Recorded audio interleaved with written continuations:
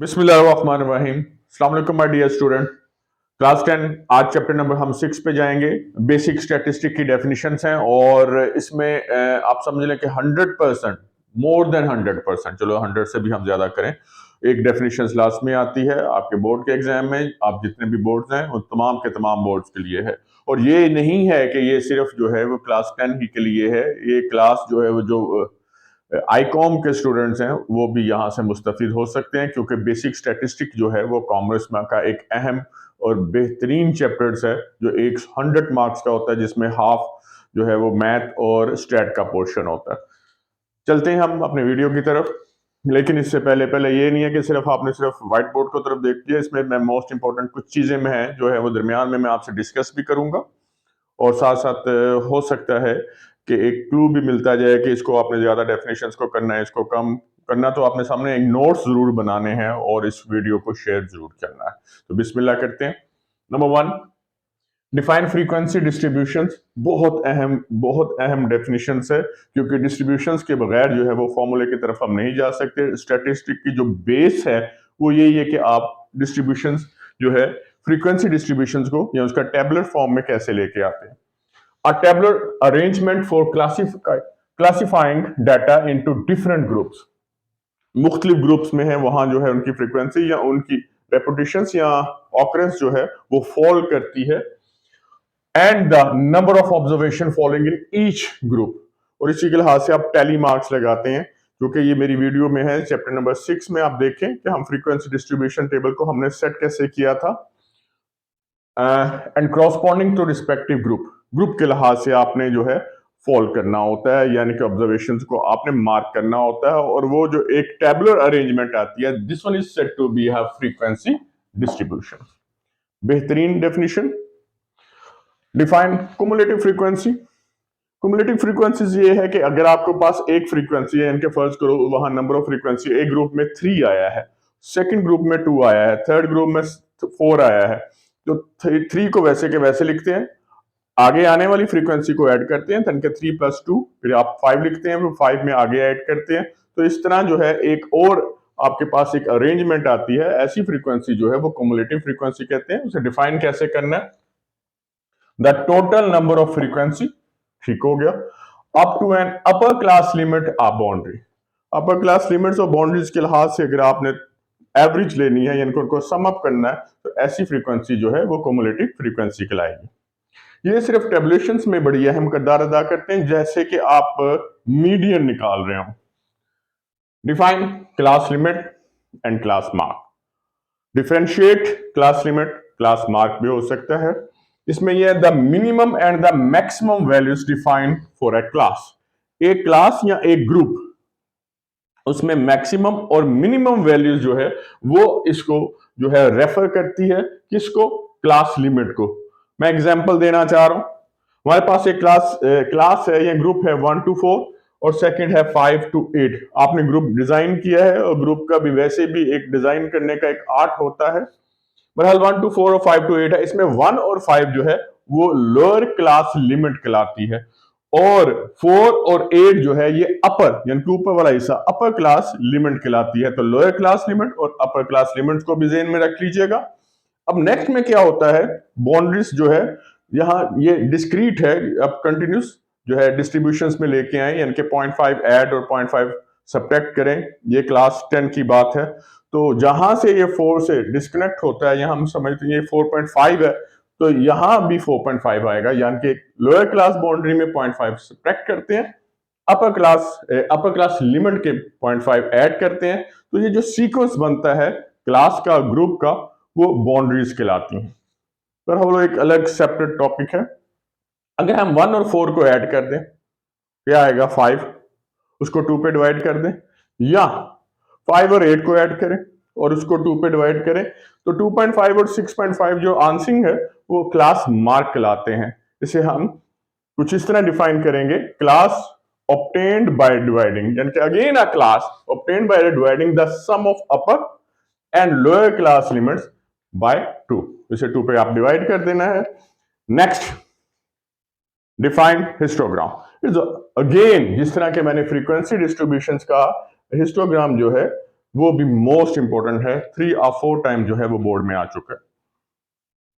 A histogram is a group of adjacent rectangles constructed on XY plane। Rectangles को पता ही है ना आपको, कुछ इस तरह के हम बाउंड्रीज के लिहाज से इनके रेक्टेंगल्स डेवलप करते हैं, और यहाँ फ्रीक्वेंसी होती है और यहाँ जो इंटरवल्स होते हैं, कोई इस तरह का रेक्टेंगल्स, यस, शेप बनती है एडजेसेंट साथ जुड़ी जुड़ी। इसके साथ इस शेप को हम क्या कहते हैं, हिस्टोग्राम।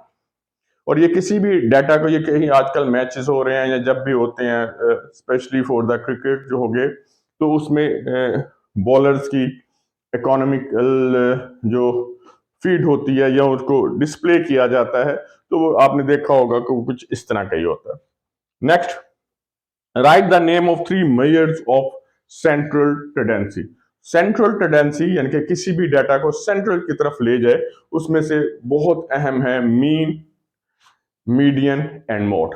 और मीन के फर्दर अगर आप लिखना चाहें, यहां तो जरूरत नहीं है, अरिथमेटिक, ज्योमेट्रिक, हार्मोनिक और कार्टाइल जो हैं उनको भी आप इसमें शामिल कर सकते हैं, डिसाइल भी है, परसेंटाइल भी है। बहरहाल सिर्फ 3 मांगे हैं, 3 सिलेबस में हैं, आपने मीन, मीडियन और मोड को रेफर करना। नेक्स्ट पेज पे जाने से पहले प्लीज प्लीज इसमें आप देखें कि कोई ऐसी भी डेफिनेशन जो रह गई हो, यानी कि मैं ओवरऑल जो है वो आपको मैं पूछना चाह रहा हूं, तो उसको भी आप कोट कर सकते हैं, कमेंट्स में ले आ सकते हैं, कमेंट बॉक्स में कर सकते हैं, उससे पर्सनल भी आप व्हाट्सएप में जो है वो पूछ सकते हैं। ज़्यादा मैसेज भी आते हैं, अच्छा भी लगता है। और इसके आपने नोट्स भी बनाने हैं, ठीक है। और नोट्स बनाने के बाद अगर आप मुझे फॉरवर्ड कर दें तो तब जो डेफिनेटली टीसीएस भी हो सकता है, या व्हाट्सएप आप कर लें एक पूरा सीक्वेंस को, पूरी रील्स को, या पूरे जितने भी हमने लेक्चर हैं, तो मुझे बड़ा अच्छा लगेगा। आपका नेम के साथ, हाँ, मैं उसे पब्लिश करवा लूंगा जी, असिस्ट करके। नेक्स्ट पे डिफाइन अरिथमेटिक मीन, जैसे कि हमने यहां जिक्र किया, arithmetic mean is a measure, यहां हम ई लगा लें, measure that determines of a values the observations by dividing the sum of all the values the total of number of observations। ये एक्चुअली तमाम जितने भी ऑब्जर्वेशंस हैं उनको ऐड करें, यानी कि 2, 3 और 4 है, इन तीनों को ऐड करें और 3 पे डिवाइड कर दें। ये बिल्कुल वैसे ही है जैसे आप मैथ में एवरेज फाइंड आउट करते हैं। इसका आपने फॉर्मूला लाजमी लिखना है। इसे मीन को एक्स के ऊपर एक बार से जाहिर किया जाता है, that is said to be a sigma x, sigma stand for the summation and n, small n is stand for the number of observation। और अगर ग्रुप डाटा में जाएं, जैसे कि हमने ये फ्रीक्वेंसी डिस्ट्रीब्यूशन टेबल बनाते हैं, वहां इसका फॉर्मूला जो है फ्रीक्वेंसी से मल्टीप्लाई करके और फ्रीक्वेंसी के टोटल जो फ्रीक्वेंसी है उसको डिवाइड करने पर आता है, यानी कि sigma F x our sigma F. Next is a most, again एक बहुत अच्छी और बेहतरीन डेफिनेशन, चांसेस है प्रॉपर्टीज ऑफ अरिथमेटिक मीन्स बतानी है आपने। पहली प्रॉपर्टी जो है दिस वन, इसमें मैंने 2 प्रॉपर्टीज इकट्ठी लिख दी। Mean is affected by change in origin, origin को चेंज करने या स्केल को चेंज करने पे अफेक्ट करता है। नंबर सेकंड, मीन जो is a similar by the observation से कांस्टेंट के इटसेल्फ अ के कांस्टेंट। कहने का इसका मकसद है, देखें अगर 2 है, 2 है और 2 है, एक ही वैल्यूज है जो रिपीट हो रही है, इन तमाम को ऐड कर लें, 6 आएगा, और 3 पे डिवाइड कर दें नंबर ऑफ ऑब्जर्वेशन, जैसे कि ये फॉर्मूला है, इसको आप कैंसिल कीजिए, सिंप्लीफाई कीजिएगा, तो वो कहने का मकसद है जो ऑब्जर्वेशन है उसी के मुताबिक उसका मीन आएगा, यानी कि के itself. Next, define medians and mode. Median is a measure which determines the middle most observations of the given data. किसी भी डाटा का सबसे दरमियान वाला हिस्सा जो है, या दरमियान वाली जो ऑब्जर्वेशंस है, that is said to be a median. Median जो है वो किसी भी डाटा को 2 बराबर के हिस्सों में तकसीम कर देता है। उसको हम एक्स के ऊपर ये वेव्स का हल्का सा निशान लगाते हैं, जो कि अगर हम ज्योमेट्री में जाएं तो ये सिमिलैरिटी का वर्ड इस्तेमाल होता है इसमें। तो mode, next, mode is the most frequently occurring observations of the given data. किसी भी डाटा में, स्टैटिस्टिकल डाटा में, यानी कि जो आपकी ऑब्जर्वेशंस है उसमें जो सबसे ज्यादा आए उसे हम मोड कहते हैं, जैसे कि 3, 2, 2, 4, 5। तो इसमें आप देखें कि 2 और 2 जो है उसकी रेपिटेशन जो है as compare to other digit ज्यादा है, तो 2 इज द मोड। इसकी कुछ एग्जांपल्स भी मैंने दी हैं। और इसको एक्स कैप से जाहिर किया जाता है। 1 3 5 6 7 7 और 8, इसमें आप देखें इनका मिडल मोस्ट वैल्यू जो है वो दिस वन इज अ 6, तो 6 इज द मीडियन, और जो रिपीट हो रहा है या फ्रीक्वेंट वैल्यूज है मोस्ट ऑकरिंग वो है 7, तो 7 इज द मोड। अब इसमें इवन और ऑड ऑब्जर्वेशंस का भी एक फॉर्मूला है जो कि आप मेरी चैप्टर नंबर 6 की वीडियोस में आप उससे देख सकते हैं और लर्न कर सकते हैं और सीख सकते हैं। इसके कुछ फॉर्मूले हैं, अगर लिख दो बट की अच्छी बात है, फॉर्मूले की एक लिस्ट भी मैंने आपको प्रोवाइड की हुई है, इसे फॉर्मूले में देख लें। मीडियन का ग्रुप डेटा का फॉर्मूला और मोड के ग्रुप डेटा का फॉर्मूला आपने लिखना है, अनग्रुप के लिखने की जरूरत नहीं है क्योंकि इनमें मोड में फॉर्मूला नहीं है। नेक्स्ट पे आए, डिफाइन रेंज। बिल्कुल उसी तरह रेंज जो है, अगर हम फिजिक्स में चलें तो हॉरिजॉन्टल जो डिस्टेंस कहलाता है, और अगर हम मैथ में चले जाएं, ये हाँ वो इंग्लिश वाली रेंज नहीं है कि अपनी वो लिमिट में रहें या रेंज में रहें, पता नहीं कोई इस तरह की वर्ड आप लोग बाजू का तो गुस्से में आ जाते हो तो वो यूज करते हो। बहरहाल यहाँ जो रेंज का मतलब यह है जो एक्सट्रीम वैल्यूज के दरमियान जो जितनी भी ऑब्जर्वेशंस होती हैं उनके दरमियान जो डिफरेंस होता है, that is said to be a range. अब एक्सट्रीम वैल्यूज का मतलब है मिनिमम वैल्यू और मैक्सिमम वैल्यू। हम मैक्सिमम वैल्यू में से मिनिमम वैल्यूज को सब्ट्रैक्ट कर देते हैं, जो बाकी जो आपका जो मेजरमेंट रिजल्ट आता है that is said to be a range. Example, पहले डेफिनेशन देख लें। Range is the measures the extent of variations between the extreme observations of a given data। अब इसका फॉर्मूला है R equal to x m minus x not. X m is the maximum observation and x not is a limited minimum observation. For example 3, 8 और 4 मैंने को ये से arrange करने की जरूरत नहीं होती है। इसमें आप देखें मिनिमम जो डिजिट्स है एक्स नोट करें, मैक्सिमम जो एक्स एम है, तो रेंज क्या होगा 8 माइनस सी इक्वल टू 5 आने के चांसेस होते हैं। इसमें जो वो सैलरीज पैकेज है उसके बहुत बहुत अहम पार्ट है ये, और वो देखिएगा इस दफा भी आएगा। Now define a standard deviation. Standard deviation के चांसेस भी हैं बहुत ज्यादा।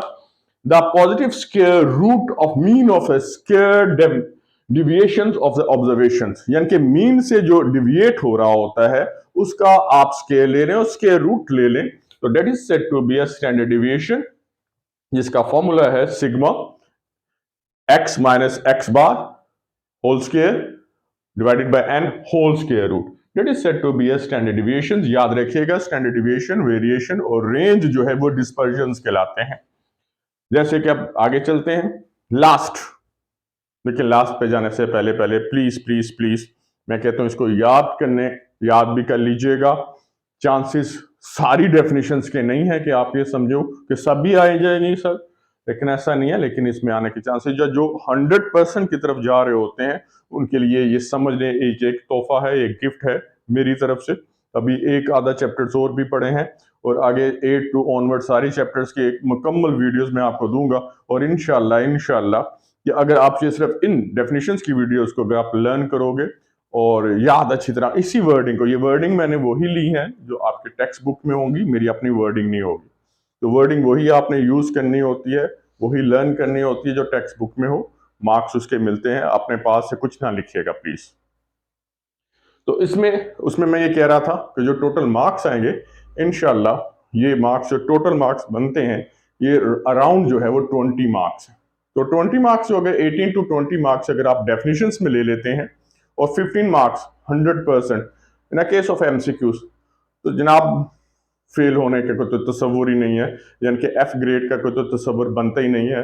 तो बहरहाल ये दो चीज़ें जो हैं अगर आप मेरी एडवाइस लें तो ये not more than 2 or 3 days में भी आप तैयारी कर सकते हो। फिलहाल शॉर्ट क्वेश्चंस को मैंने मेंशन कर दिया हुआ है, वही कर लें तो 60+ मार्क्स आने के चांसेस हैं। Now goes to the last definitions. Write any 3 measures of dispersion.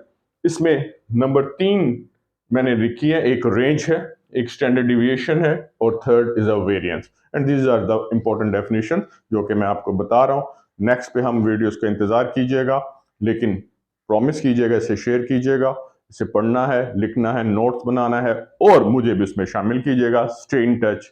Allah Hafiz.